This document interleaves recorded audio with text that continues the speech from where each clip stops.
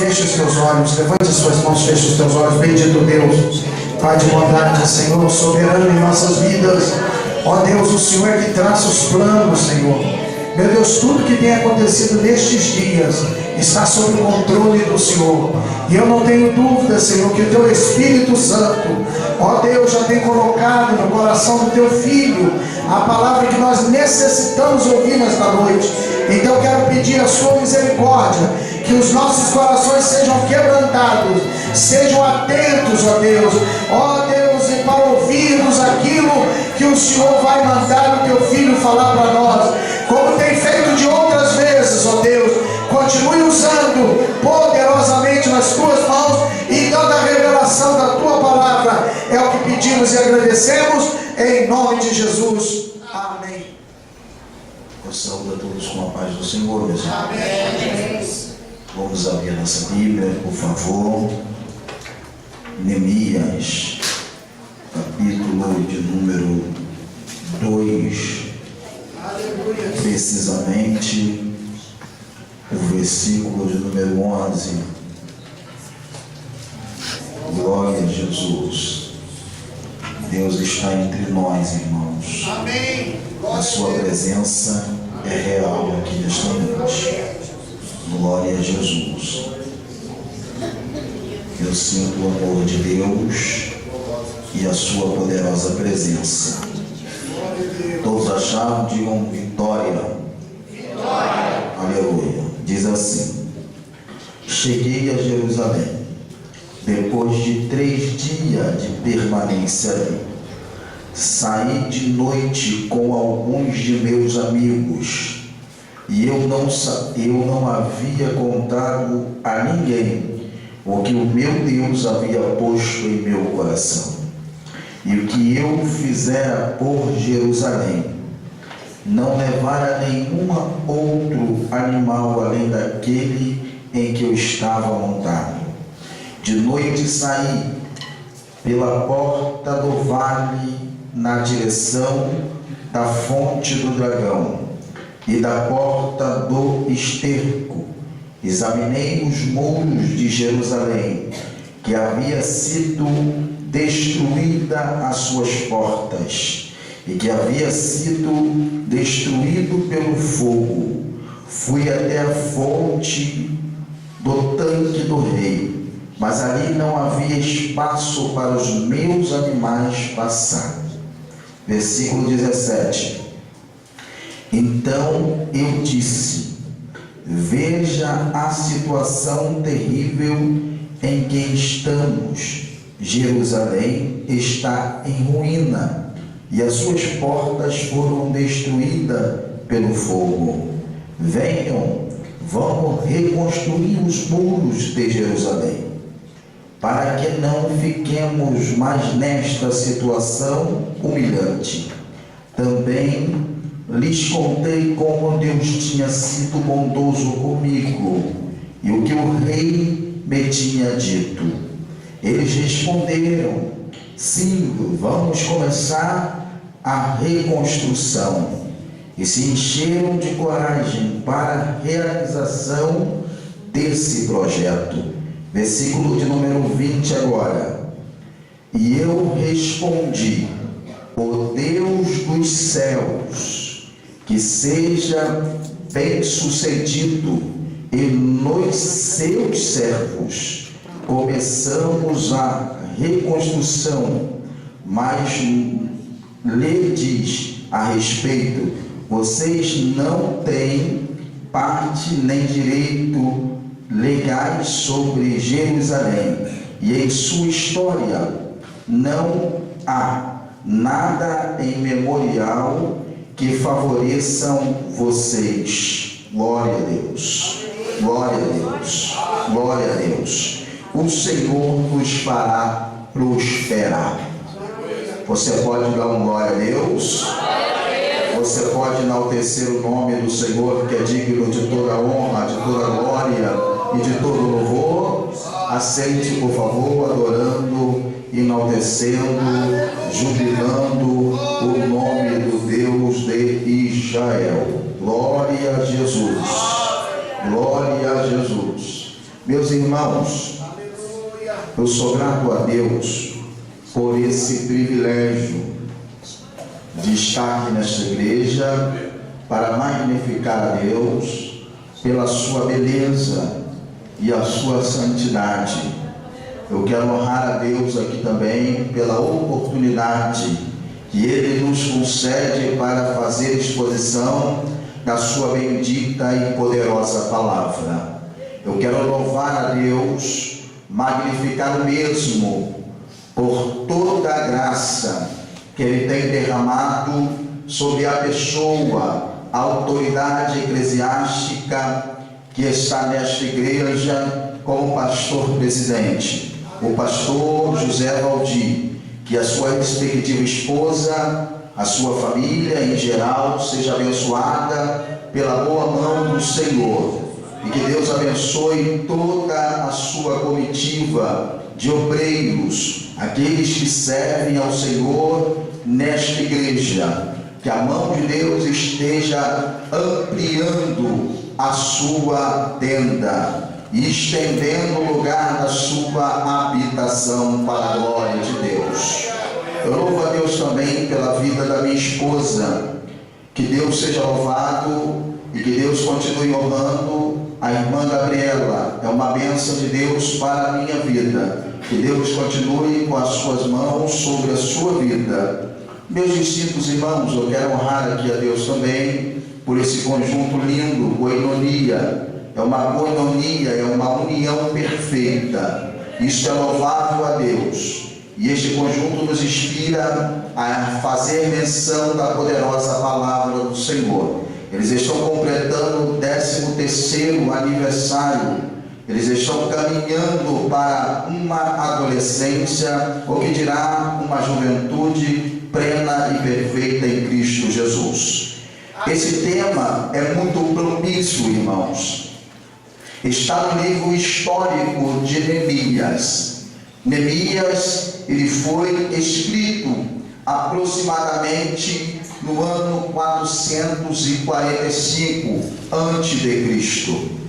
Quando esse livro histórico ele foi redigido, traz à nossa memória uma revelação poderosa da parte de Deus. Os babilônicos haviam prevadido a nação de Israel. Israel estava com a sua moral baixíssima, estava com os valores espirituais saqueados, estava com seus muros derribados, estavam com suas portas queimadas.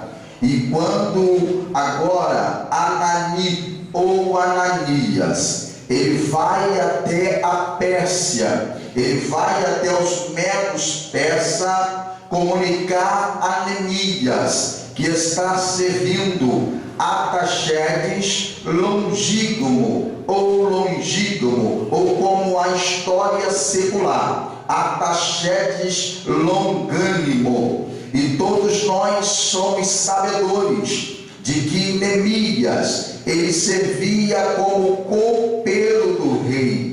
Era uma função tanto honrosa, desejosa por tantas pessoas, por tantos nobres, porque Neemias servia como um filtro a fim de filtrar tudo aquilo que era impróprio, indigno no banquete do seu rei ou da sua majestade. Neemias era um homem que mantinha a vida do rei Artaxerxes com saúde. Ele tinha o pleno domínio, o pleno controle e responsabilidade para manter a vida da sua excelência, manter a vida do rei saudável. E todas as vezes que o rei Artaxerxes ia banquetear-se em uma grande festa, fazendo memória ou em memorial de algum feito, de alguma vitória, de alguma conquista, Neemias tinha que estar à mesa para experimentar agora o líquido ou vinho em que o rei ia se alegrar. E uma dessas vezes, ele está agora no palácio do rei, está servindo ao rei. Vem agora um tropel, vem agora uma cúpula, direção de Jerusalém, e traz uma notícia um tanto desconfortável, dizendo que a cidade dos seus pais, dizendo que Jerusalém estão com seus muros derribados e as suas portas queimadas. É nesse contexto que Neemias se entristeceu. Ele ficou tão sentido com a notícia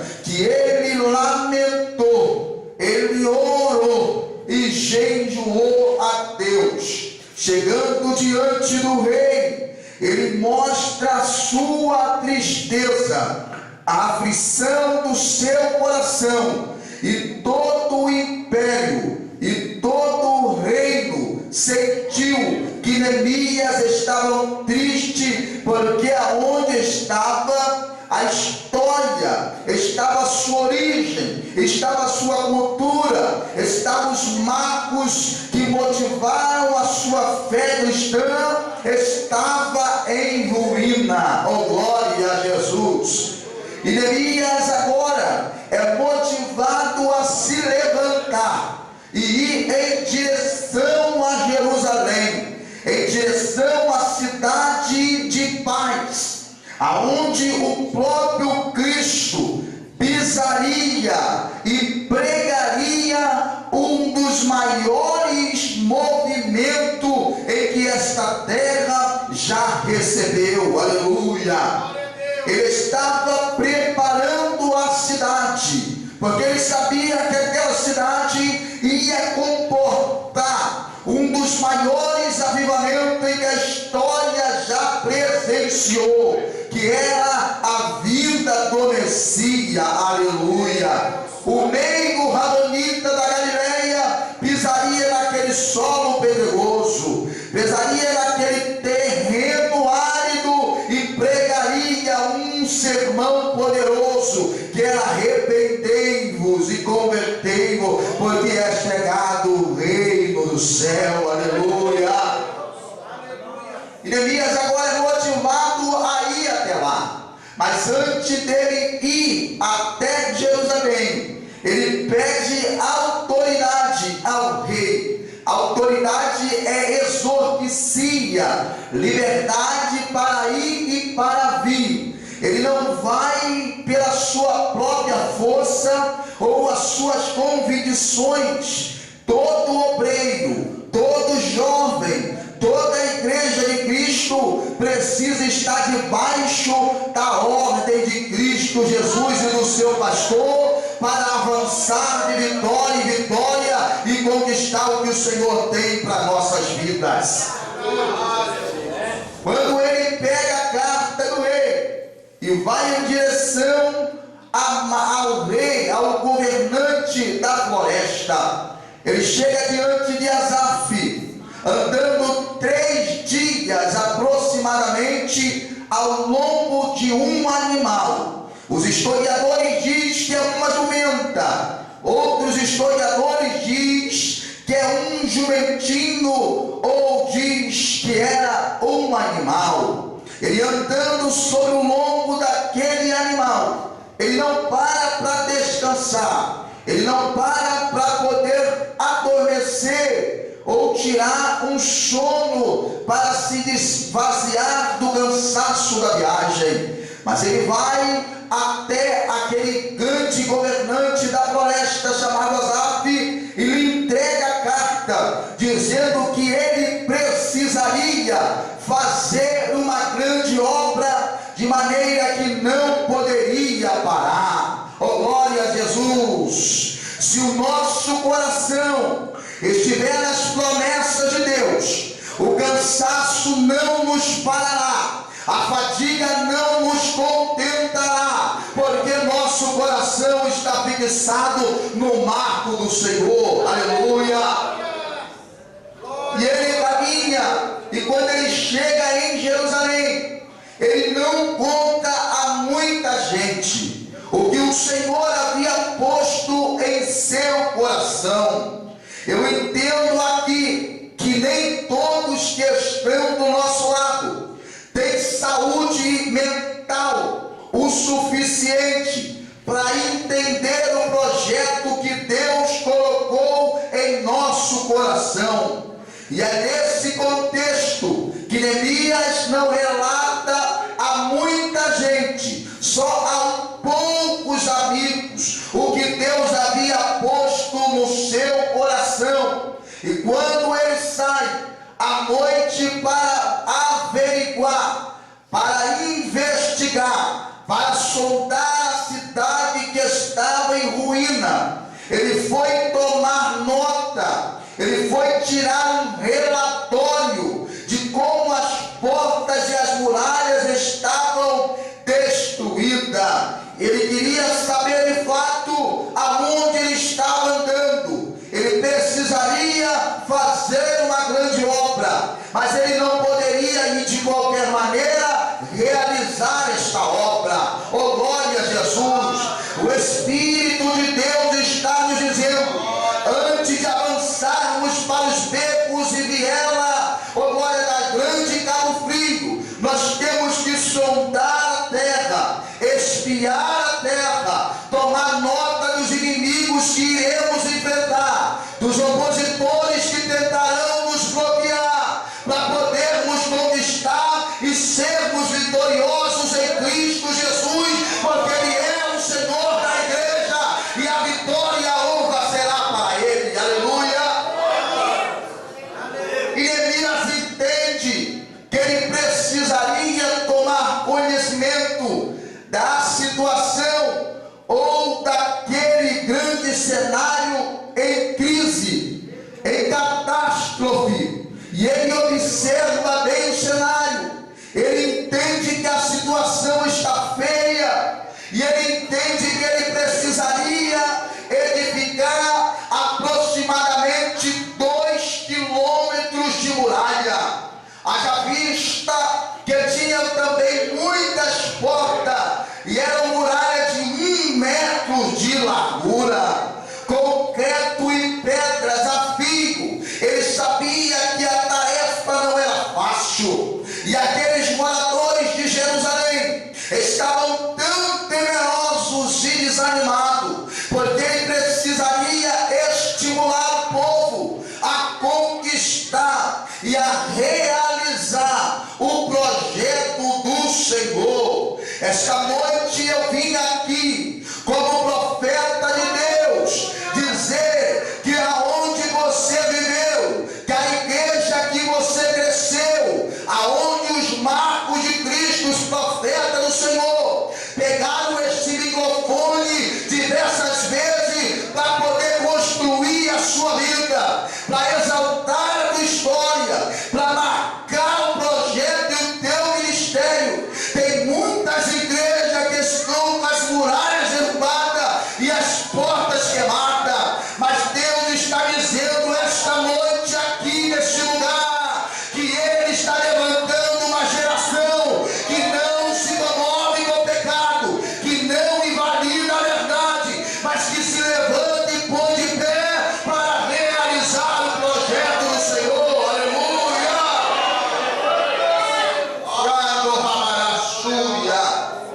Eu estou sentindo a presença de Cristo aqui, aleluia! E quando ele chega lá, eles vão olhar a situação. Aí ele diz, agora eu preciso fazer o muro. Mas ele ia fazer o muro porque uma cidade sem muralha estava vulnerável aos ataques dos inimigos. E Neemias sabia que naquele período os medos persas e os assírios eram os tufões do norte. Quando falavam que eles estavam vindo, Todas as nações tremiam diante do seu temor e pavor. Os nomes deles causavam pavores, temores, e os inimigos, os seus opressores, ficavam intimidados pela veracidade e a estratégia que eles tinham em batalha. Então Neemias agora, ele vai cercar os valores de Jerusalém. Jerusalém estava sem valores, estava desprotegida, porque muro fala de proteção. Ninguém constrói um muro se dentro da casa não tiver valores. Esta noite o Espírito de Deus está dizendo, através do Espírito Santo, que você pode ter perdido o muro da sua vida, porque os seus valores foram saqueados, mas é noite de nós voltarmos a reconstruir as nossas muralhas, porque esta noite é noite do Espírito Santo nos encher e trazer os valores de volta para casa, e a glória será dele para bendito e exaltação do mesmo. Aleluia! Oh, Amassúria! Ele entende que Jerusalém perdeu seus marcos. O templo estava destruído. Os utensílios de adoração haviam sido saqueados. Os jovens que compunham louvores, salmo para salmodiar a Deus, haviam sido levados como escrava. E ele entende que a nação está com a sua moral combalida. A moral de Jerusalém, do povo israelita, estava falida. O que fazer neste período, Neemias? Neemias sabia que ele não poderia só restaurar as muralhas de Jerusalém. Ele precisaria tampar também as brechas que eram as portas de Jerusalém. Aleluia! Mas o que ele não sabia é que quando ele se levantaria para fazer uma grande obra, ele teria opositores contra a sua vida. Ele não sabia que ia se levantar Sanbalate e Tobia. Sanbalate é uma figura de uma pessoa, de um líder, de alguém que tem poderes executivos, alguém que não é simples e nem comum. Os nossos inimigos, eles não são simples, nem sempre vão se levantar pequeninos para tentar nos parar. Enquanto o projeto é grande, enquanto a chamada é grande, enquanto Deus lhe deu muita autoridade, pode se preparar, pode se amar, pode se cercar do Espírito de Deus, porque levantarão opositores que têm poderes para tentar minar a sua força, para tentar neutralizar a sua chamada e tentar bloquear o seu projeto. Mas eu tenho uma palavra de Cristo para a tua vida. Se a sua vida estiver em Cristo, nada desta vida e deste século poderão parar o projeto de Cristo Jesus. Isso aqui não é obra do pastor José Valdir. Isso aqui não é vaidade humana. Isso aqui é a igreja do Senhor Jesus e é projeto para a glória e exaltação do nome do Senhor. Aleluia! Sanbalate não sabia que ele estava impedindo com que o nome do Senhor, com que a glória de Deus, com que o povo adorasse a Deus, porque aquela obra não era obra de homem, era um projeto do coração de Deus para as nossas vidas. E eu entendo que Neemias começou a restaurar a primeira porta, e esta primeira porta tem o nome de porta das ovelhas, ou porta dos gatos. Porta das ovelhas retrata a uma figura, a um tempo,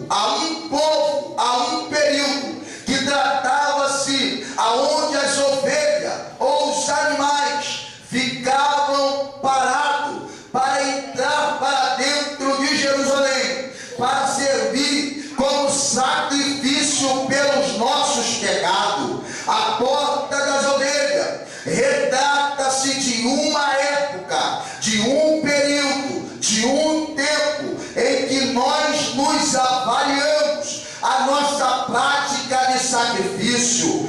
Fala da porta do da confissão, de rever os nossos pecados. Esta prática nos nossos dias já não é mais costumeira. No Salmo de número 32, versículo 5, Davi diz: Senhor, eu não ocultarei os meus pecados e nem esconderei as minhas transgressões. Você sabe por quê? Davi sabia que alguém que serve a Deus, que prima pela presença de Deus, não poderia ter pecado guardado na gaveta da sua alma, mas ele precisaria confessar o pecado, expor o pecado, lançar o pecado para fora, para que Cristo entrasse na sua vida.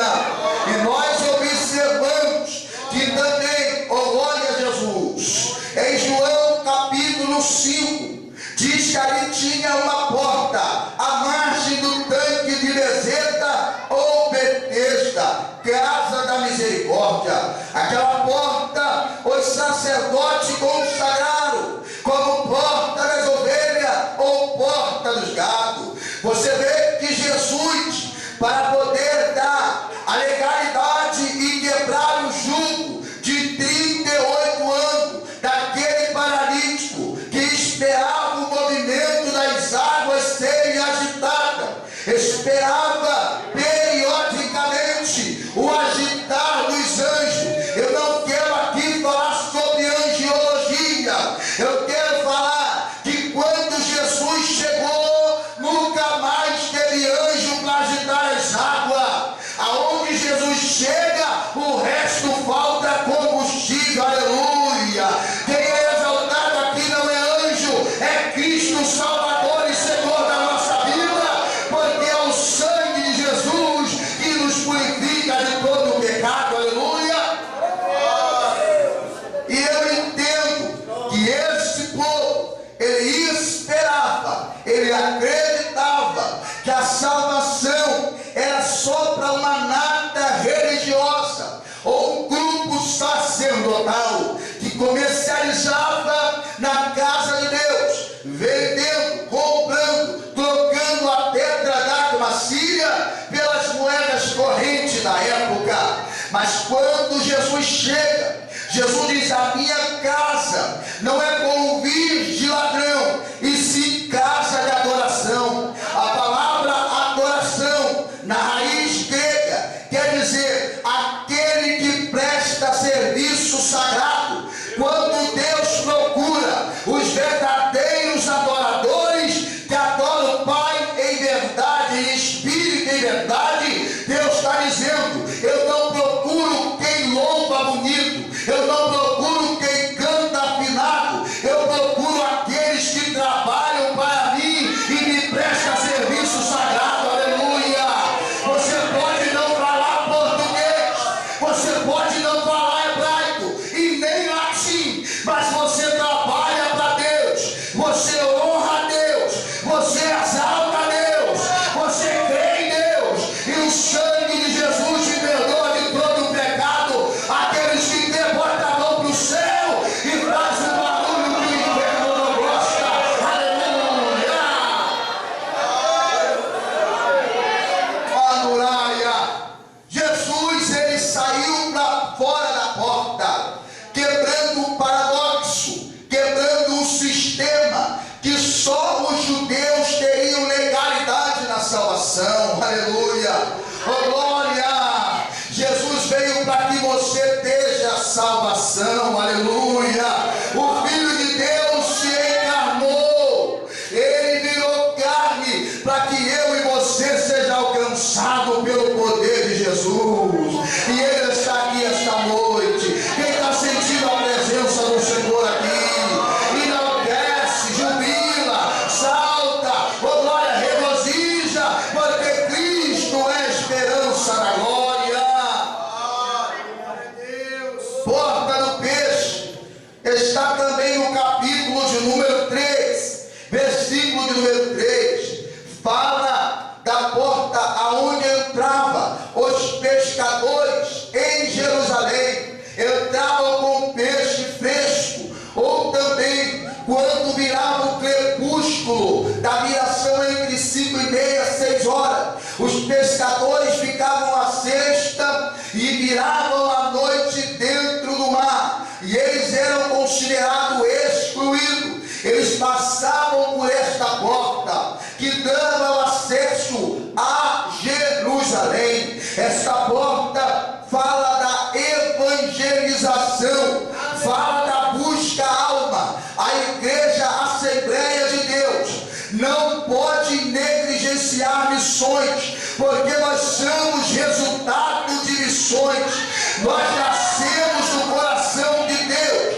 Jesus nunca tratou missões como uma tabela periódica, dizendo: domingo eu vou fazer missões. Missões para Jesus era um estilo de vida. Jesus andava pela Pérea, ali estava Deus. Ele andava pela Judeia, lá estava Deus. Ele andava em Samaria, lá estava Deus. Ele andava na Galileia, lá estava Deus, curando o paralítico, levantando, oh glória a Deus, os aleijados, abraçando os prostitutos, curando os enfermos, abraçando o leproso. Sabe por quê? Porque a teologia de Jesus é a teologia do abraço, Mateus. Jesus poderia ter dito para o leproso: seja são, seja curado, mas ele abraçou o leproso, glória. E Deus esta noite está dizendo: aqueles que se acham excluídos, eu abraço e aqueço com o calor do meu corpo e te dou vida. Aleluia! Ei, Jolácia! E eu entendo que Daniel Berg e Gunavide, eles vieram da Suécia para os Estados Unidos. Quando chegou em uma rua conhecida por nós todos, chamado Rua Azusa, ali tinha um grande avivamento. Não era um movimento simplório, não era coisa de animadores de auditório e nem de animadores de plateia. Ali tinha o verdadeiro avivamento, porque avivamento não é alegria de final de culto. Avivamento é uma chama que, quando este congresso acabar, os jovens vão sair daqui cheios do poder de Deus, vão ser diferentes na tua escola, vão sentir o calor do Espírito nas suas faculdades.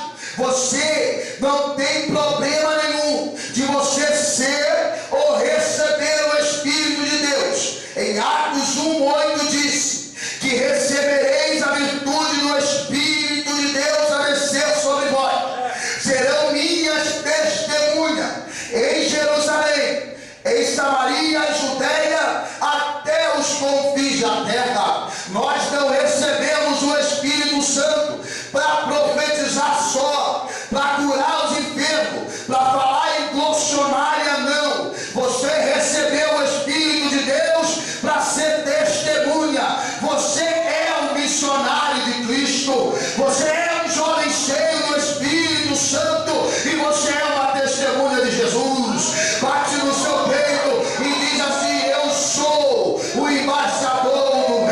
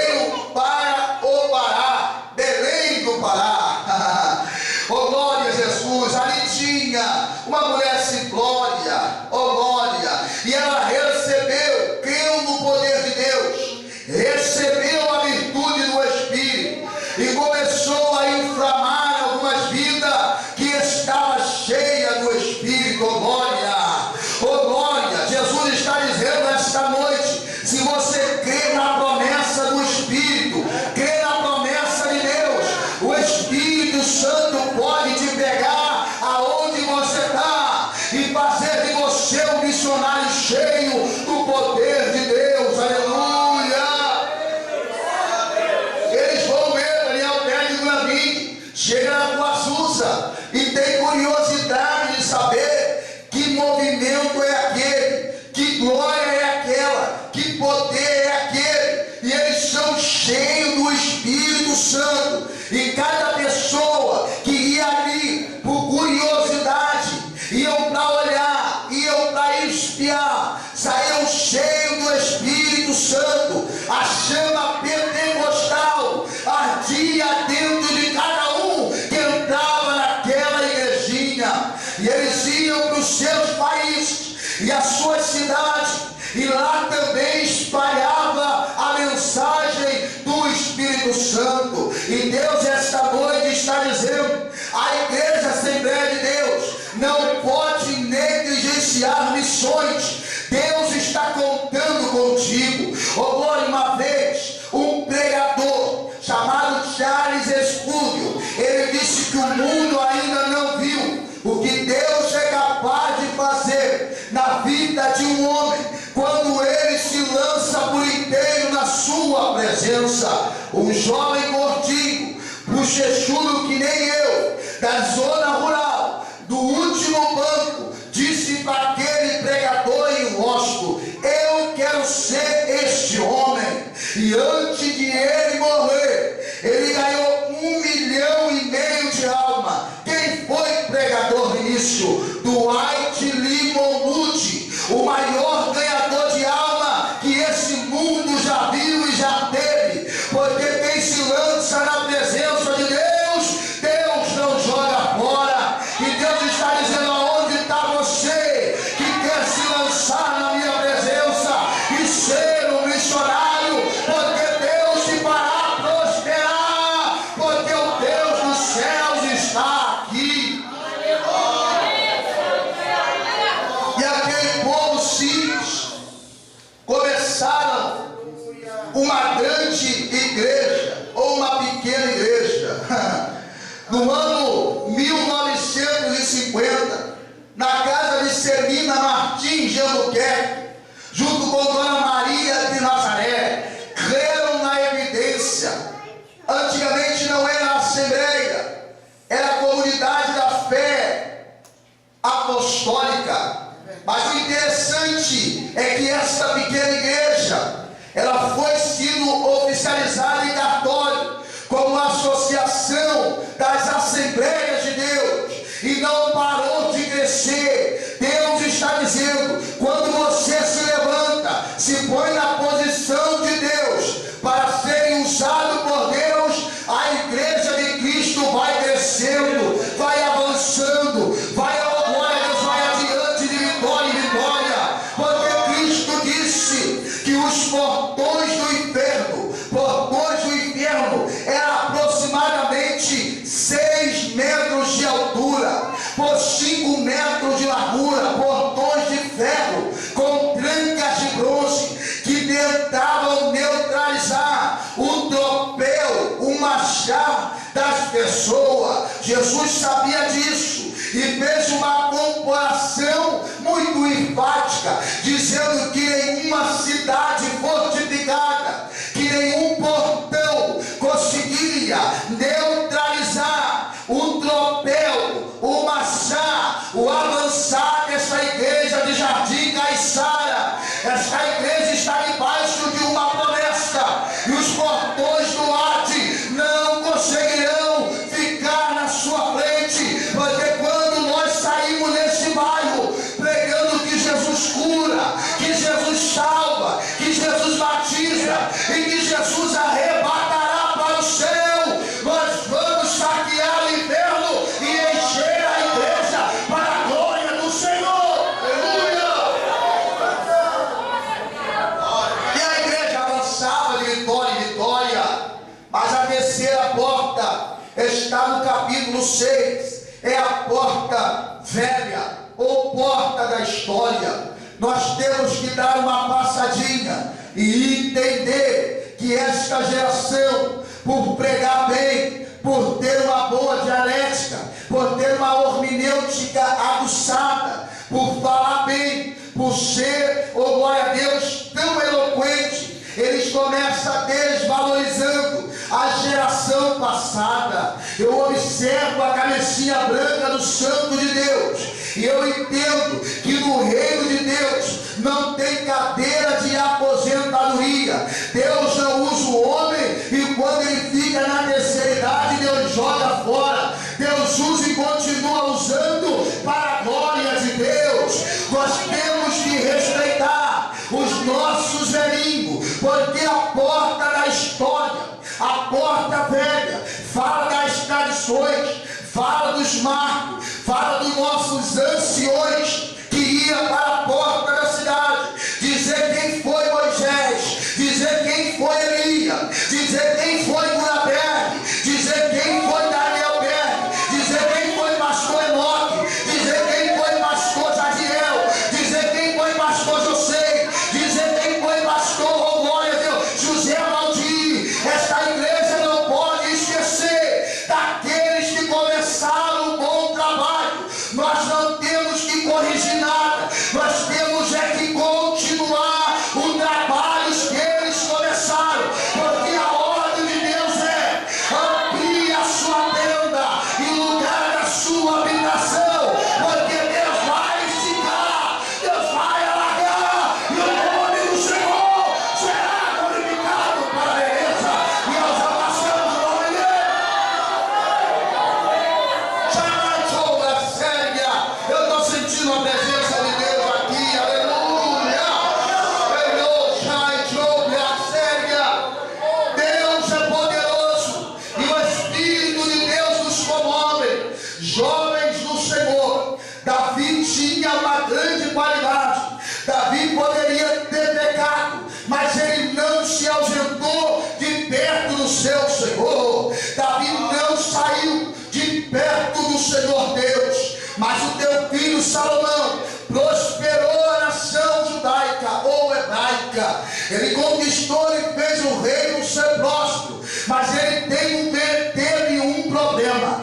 Ele envaideceu o seu coração e teve muitas mulheres, e as mesmas fez com que ele adorasse deuses de outra etnia, deixando de lado a adoração a Yahvé, a adoração a Jeová, a adoração ao Deus que fez os céus e a terra. E ele se distanciou do poder divino do Espírito de Deus.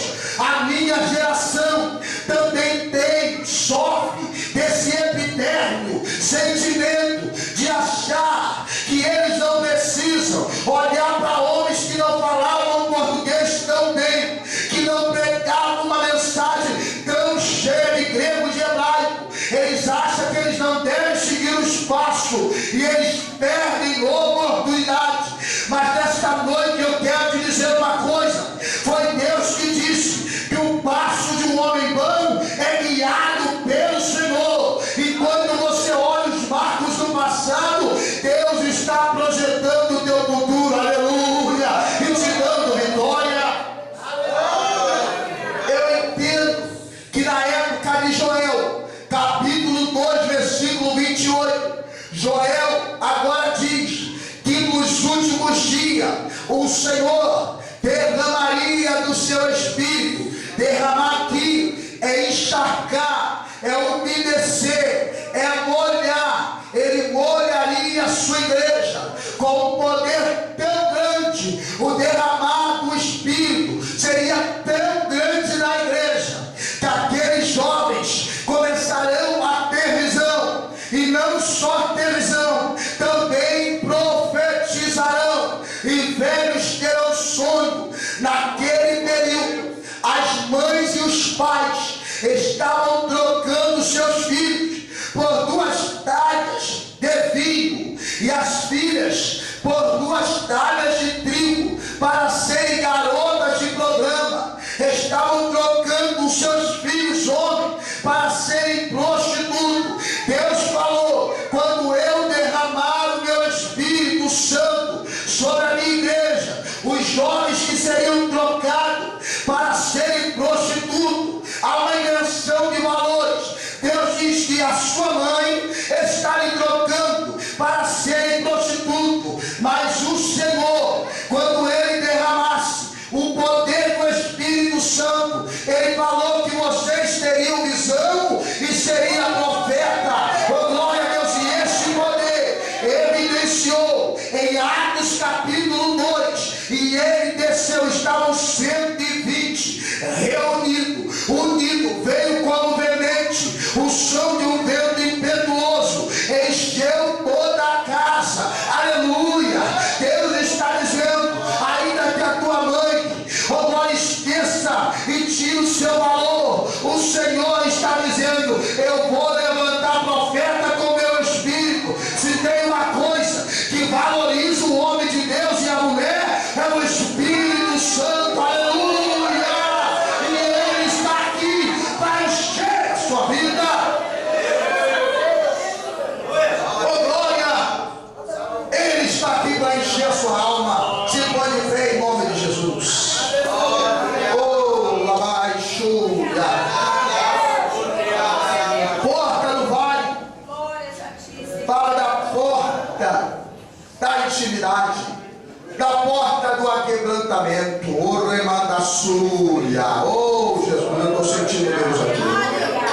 É no vale que Deus levou o Ezequiel para presenciar um exército de ossos sequíssimos. Não estava só seco, estava sequíssimo. Aleluia! Mas Deus falou, eu vou levantar um exército cheio do meu Espírito. Aí ele disse, Senhor, poderão reviver esses ossos? O Senhor pergunta a ele, poderão reviver esses ossos, Ezequiel? Ele disse, o Senhor sabe, está no seu controle. Oh, glória! Aleluia! Aí Deus falou, profetize, homem de Deus. Profetize, jovem, oh glória. Profetize, menina. Profetize, igreja. Porque Deus está fazendo os ossos secos tornarem humanos. E fazer um exército forte se levantar em nosso meio.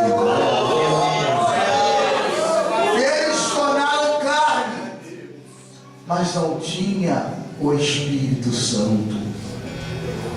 Você pode ser bonito, você pode ser grande, você pode se envaidecer pela sua faculdade mental, mas você não é nada.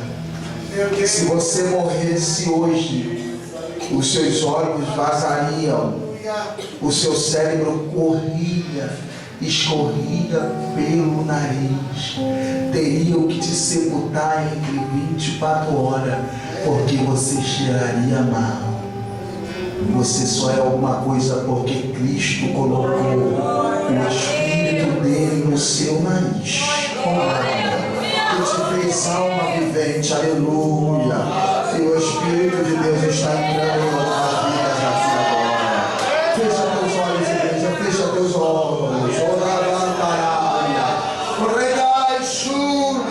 O Espírito de Deus está sendo derramado em nosso meio. Sinta o poder de Deus agora sendo derramado em nosso meio. Precisamos restaurar a porta do vale. Precisamos restaurar a porta da comunhão. Os nossos jovens precisam ter intimidade com Deus. Precisa se ocupar, deixar o Facebook. Precisa deixar um pouco a internet e passar a ter experiência com Deus de madrugada. Você tem tanto tempo para poder ficar acessando o seu Face, tem tanto tempo para mandar mensagem para o amigo, para convidar para tantos lugares, mas não tem 5 minutos para falar com o seu Criador. Aleluia! É hora de revermos a porta do vale. Porta do vale fala de porta onde saiu o lixo de Jerusalém. O entulho da sua vida, como está a porta do vale da sua vida? Será que ainda tem muito entulho dentro da sua alma? Será que ainda tem muito entulho na sua vida? Você precisa restaurar a porta do vale. Você precisa tirar o lixo da sua vida. Você precisa tirar aquilo que está te acumulando, aquilo que tem deixado você fadado, para que o Espírito de Deus entre na casa, para que o Espírito de Deus tome o verdadeiro lugar. Lucas 15, uma mulher perdeu a dracma. Ela acendeu a luz e começou a varrer a casa. Deus está varrendo a casa. Deus está varrendo a casa aqui esta noite. Deus está varrendo a casa aqui esta noite. Deus está varrendo a casa aqui esta noite. E a sujeira tem que sair para fora. Porque Deus está varrendo a casa. E o tesouro perdido nós vamos achar. Eu não sei aonde você perdeu a sua dracma, mas o texto diz que foi dentro de casa. Você perdeu a sua dracma, o seu valor, em lugar familiar. Você perdeu a sua dracma, o seu valor dentro da casa. E Deus está dizendo: procure enquanto é tempo. Procure enquanto é dia. Procure enquanto a luz ainda está acesa. Oh glória, dá uma faxina na sua casa, mas não saia daqui enquanto eu vou embora. Acha a hora, acha esse valor perdido, acha esse tesouro. Aonde está o Espírito Santo na sua vida?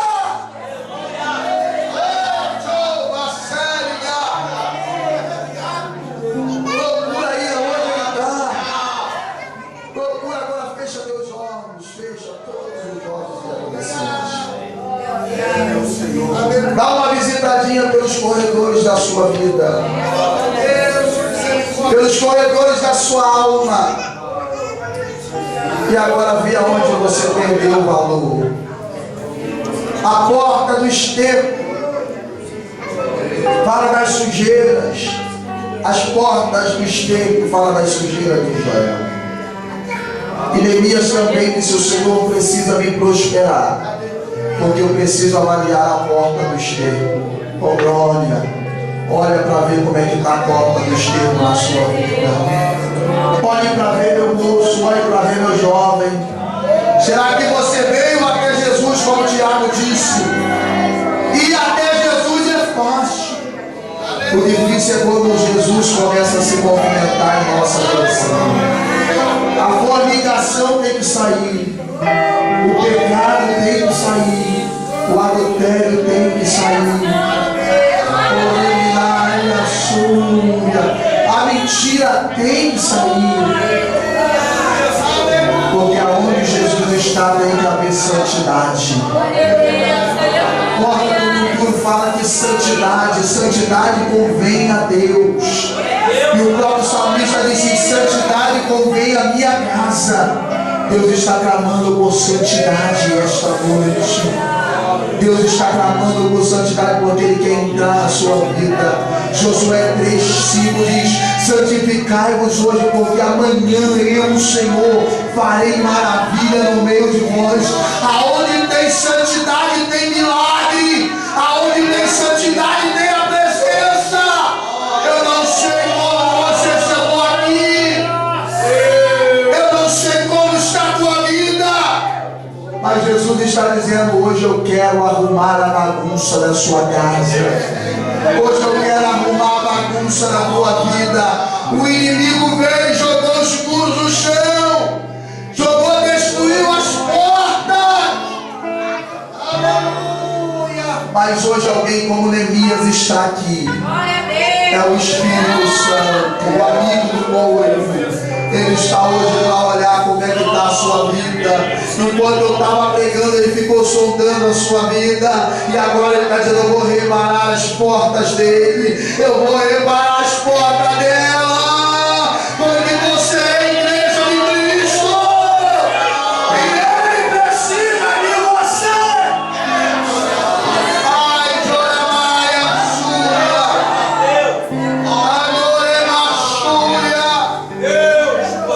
Ele conta com você. Eu não estou pregando aqui para qualquer jovem. Eu não estou pregando para uma geração caída, como muitos têm dito.